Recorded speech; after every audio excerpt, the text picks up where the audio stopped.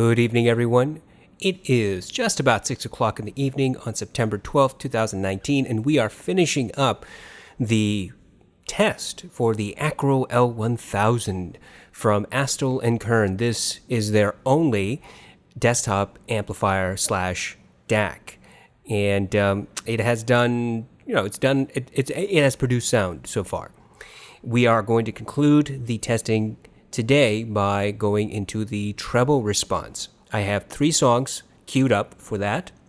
I have Scherzo for X-Wings by John Williams. And I also have Flight from the City from Jóhann Jóhannsson. Finally, I have New Light by Kazuki. Let's go through all of this, and then I'll give you my conclusion regarding the treble. So let's start off with Scherzo for X-Wings. Here we go. I have the Allo Audio S4R on my head, 32 ohms. The volume is set halfway because that is the only volume level at which these headphones can be driven loud enough by the L1000. Very smooth, but I can tell you this right now, it's not loud enough for this song. I'm going to increase the volume.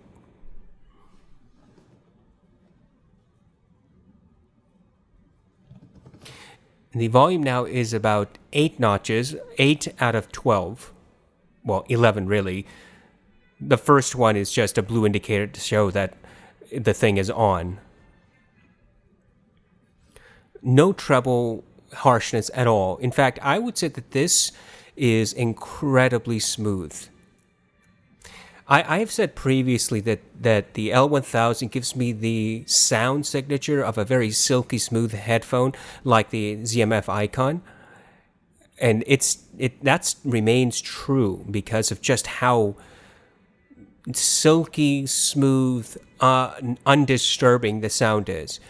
Even without the horns playing and the string instruments, it's incredibly easy to listen to. There's not a good amount of separation, by the way. I can hear the separate groups of instrument, horns, and then brass, string instruments, drums, things like that. I can hear that, but I cannot hear the individual instrument players in a group. So I can't say that there are 5 brass players in that brass section. All I can say is that there is a brass section. Consequently, there is no good separation of the instruments. There is basically no bass response at all. It's incredibly bass anemic. So that big bass drum that is playing intermittently throughout the song has 0 impact, even at the high volume I'm at right now, which is 8 out of 11.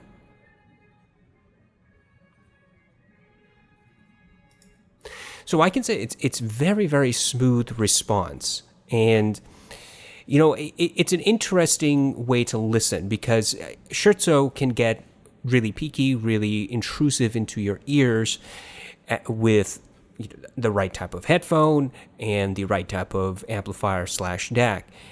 If you have very analytical headphones, like a Beyerdynamic pair of headphones, or the HD 800, or the 800S, or even maybe the 700, what'll happen is that these higher frequencies, the treble range in this song is going to get really ear-piercing if combined with a normal amplifier DAC, meaning a type that doesn't smooth off the frequency range, a type of amplifier DAC that doesn't chop off that extra energy. And I can say this, and I've said this before when reviewing the L1000, it absolutely chops off that energy. And you lose a tremendous amount of detail up in the higher register. And if you're listening to an orchestral piece like this one, like Scherzo, that detail should be present. It's part of that song. And yes, even though it can get ear-piercing and troublesome to some people, it's what the original sound is supposed to be. You're supposed to feel as if you're sitting there in the concert hall. But the impression I'm getting instead is that I'm listening to this music on just regular headphones, and it doesn't give me the realistic presentation of the song that would be present if I was sitting in a concert hall. Okay, so let's go to Flight from the City by Jóhann Jóhannsson, and Flight from the City is a piano-heavy song, and It has some other low bass kind of crackly rumble thing that's going on at the very bottom of the song, and you should be able to hear that. I should be able to hear that. I'm not quite sure I'll be able to hear it, but let's see. And here we go. On this song, the 8 level on the volume is just right. Remember, these are 32 ohm headphones. I can hear the little sizzle in the background, but it's incredibly muted. It's easy to miss. If you didn't know that it was present in the song, you would not recognize. You would not even know it's there. The piano is smooth, but sounds a little muffled, like there's a bed cover or a sheet or something that's just draped over the piano so that energy is not coming through.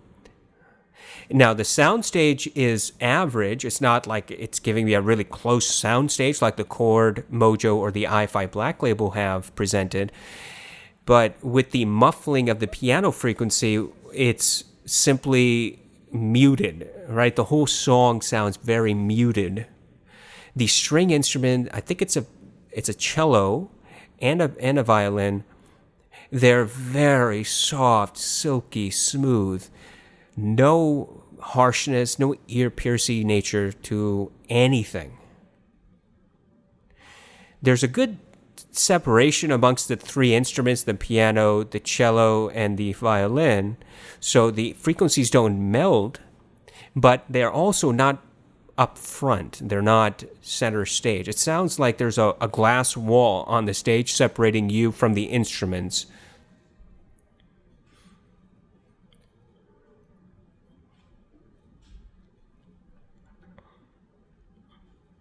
I can hear the sizzle every once in a while, but it's not consistent.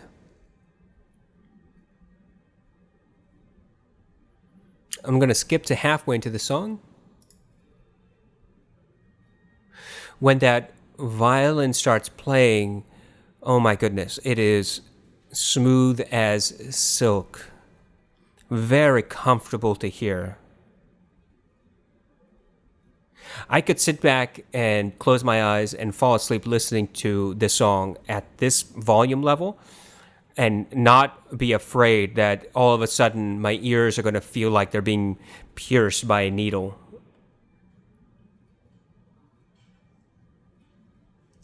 So what I can say regarding Flight from the City is, once again, the presentation is smooth throughout, from beginning to end. There's nothing here that would make me jump up and say, ooh, that's a little too much. It's quite the opposite. I would say it's not enough. Because there's this veneer of silkiness, it's fake. It's just really manufactured. It's a type of sound signature that you may want if you come back from a hard day and you want to put your feet up, you want to relax, and just listen to something in a comforting tonality. Even with very harsh sounding pieces like Scherzo or Flight from the City that could theoretically become ear-piercing, it doesn't, not with the L1000. So that's very consistent. It's been consistent from the bass, it's been consistent from the mids, and now it's consistent with the treble frequency. Okay, now let's go to New Light by Kazuki. Now, New Light is a song that has a lot of detail, layers and layers and layers of detail. And what New Light does is, here are the things that are in the song. There's the wind rustling through the grass. There's the sound of somebody walking on the grass. You should be able to hear the crunching of the grass underneath that person's feet. There are children playing in the background, like all the way back in the background. There's a piano, and then there's a guitar. Now, the guitar is more prevalent than the piano is, generally speaking. And so what we want to know is if all those layers of detail actually present themselves from the L1000, or if they're muted. Let's go. The media presentation, very silky smooth. The kids I can hear in the background, but they're very, very quiet. In fact, they're quieter on the L1000 than they have been on the Chord Mojo or the i5 Black Label. Whatever frequency that little detail the kid's playing is, the L1000 is just suppressing it. and it's suppressing it to a noticeable degree, in my opinion. I can hear the piano, but the piano sounds muffled and almost like there is some solid object separating you from the piano. There's a kind of a rumble in the background, but it is very difficult to hear. That bass frequency is simply not present. I can hear the person moving on the grass, but I don't hear the crunching of the grass, and I also don't hear the wind rustling through the grass blades. I hear the wind every once in a while, but it's very difficult to pick it out. The guitar sounds really smooth, but muted. Meaning, it's like, as I said before, there's some physical barrier between you and the instrument.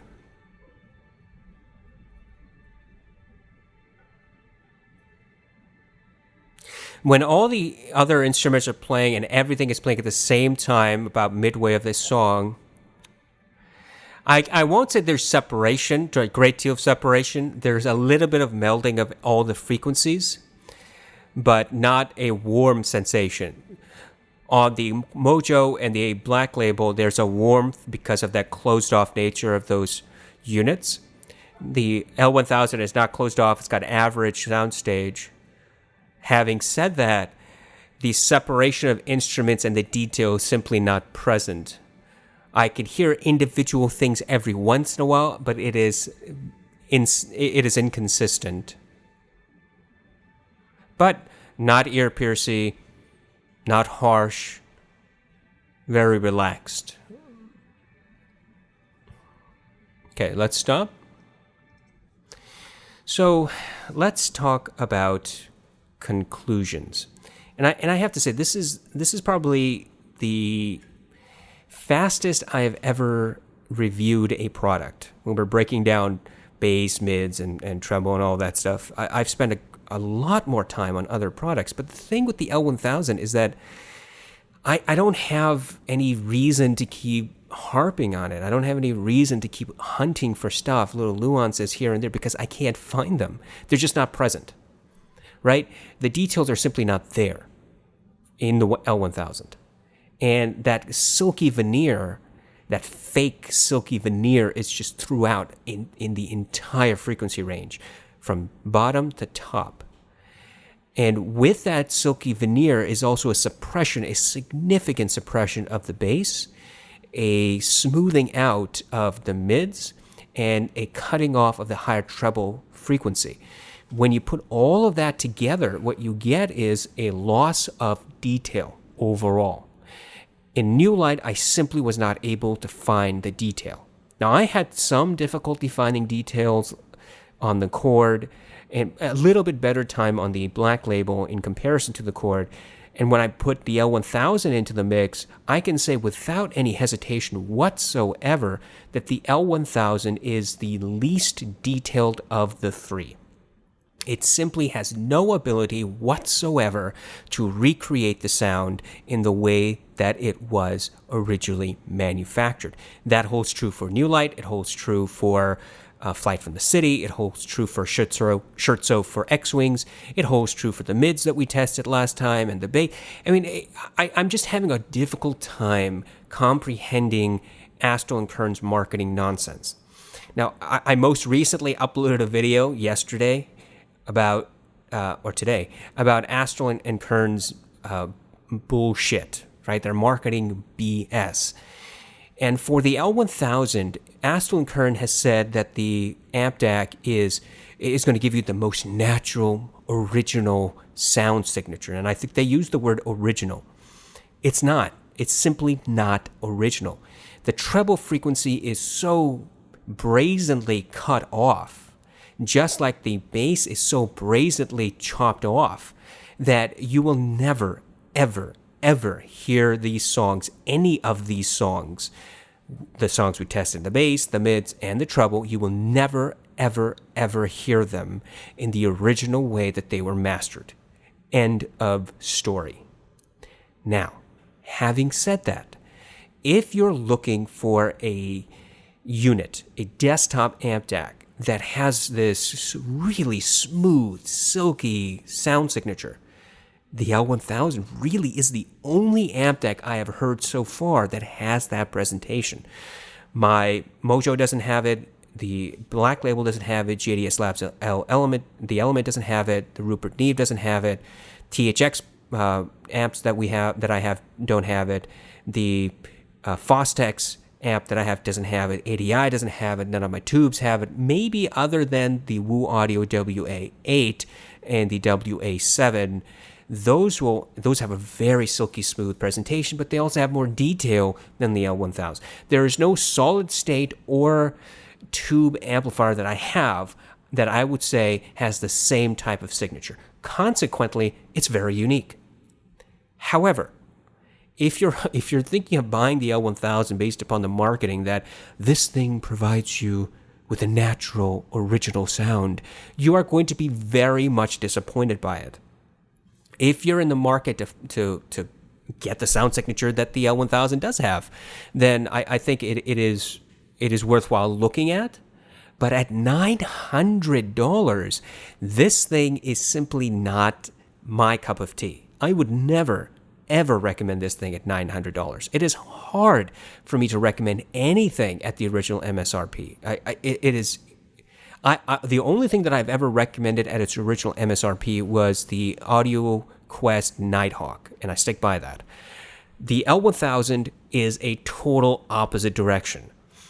If you find the L1000 for $700, don't buy it. If you find it at $500, don't buy it. If you find it at $300, then it's worth looking at. And you may want to buy it at that point because of that silky smooth presentation of the sound signature. But you have to recognize you are sacrificing a lot in order to get that sound signature. Lack of detail, no bass, kind of a weird recession of the mids. And if that's the type of sound you're looking for, that's your music preference, and you think that you want to enjoy your music, but your ears can't handle the harshness with your headphones, then the L1000 is an option. But at $900, it is a hard pill to swallow. And anything over $300 or $350, and I'll even push it to $400, is something that I would really discourage you from buying. Over $300 to $400 is a total ripoff. I don't know exactly what Astell&Kern did with the DAC chipset here. I don't know how they modified it. I don't know what they did with the circuitry, with the software. I don't know what's going on. But it is not the same presentation that I get with any other unit, any other amplifier or DAC, desktop or portable. And so I don't know what else to say other than it's not really for music criticality. It isn't for music criticality. Maybe for music enjoyment. But for $900, I think you can get a very similar sound signature by just getting headphones. And you might be able to get better detail out of headphones than you will out of the L1000, depending on what you buy. Okay, so overall, I hope that this has been of some help. There was one individual who had asked for this review. I'm very, very sorry. I'm so apologetic for not getting to it much faster than other things that happened. But here you are. If you're still interested in buying the L1000, then take what I say with a grain of salt and just make your own decision how you want to proceed. But for those who have no real idea what the L1000 is, look, I am telling you, it is not something that you should put on your to-do list. If you run across it in a garage sale someplace and somebody's selling it for $150, nab it at $150, okay? Because it's unique enough for that. But other than that extreme situation, the L1000 is not the amp DAC I would recommend for people who want original music signature, original music sound as the way it was mastered and recorded. I hope that you have enjoyed this content. I really do hope that this has been helpful to somebody, and that if you have any questions or concerns about the L1000 review, please let me know in the comments below, and I'll try to update with a new video addressing any of your concerns if I can, or I'll just respond to you on YouTube. I currently have 5 amazing patrons, and I thank them from the bottom of my heart for sharing a little bit of their hard-earned money with me once a month, every month. That is so kind of them to do and to support me and my channel. If you enjoy my content, not just this, but the other stuff that I've done, if you are a regular viewer of my channel, then maybe you will consider becoming a patron. And the reason I'm asking is because I'm not like other reviewers. I don't get products from companies every month. I don't get hand-me-downs from other reviewers. I buy my own products so that I can give you an honest feedback. And if I don't like something, I'll tell you I don't like it, and then I'll return it if I can or sell it. But if I really do like something, then I can give you my honest opinion about the downfalls and the successes of that particular unit, which is why if you choose to help me on Patreon to donate, I can continue to do that with more regularity. If you are a viewer but not a subscriber, then hey, maybe you'll consider subscribing, because I love getting notifications every day that I've got one new subscriber. By the way, speaking of subscribers, yesterday I found out that I had achieved my 400th subscriber. So thank you so much to my 400th subscriber. This is something I had never thought that would happen. I started off with 1 myself, and then it grew to 5, and then when I got to 100, I thought I reached the pinnacle, and then we got to 200, and then we got to 300, and before I knew it, we were at 400. And I don't know what to say. I am so thankful for all of you for subscribing and watching and commenting and interacting in this small but growing community. I hope all of you have a wonderful night. I hope that you take care of yourself. It's almost the weekend. Try to enjoy it. I know I will. Take care.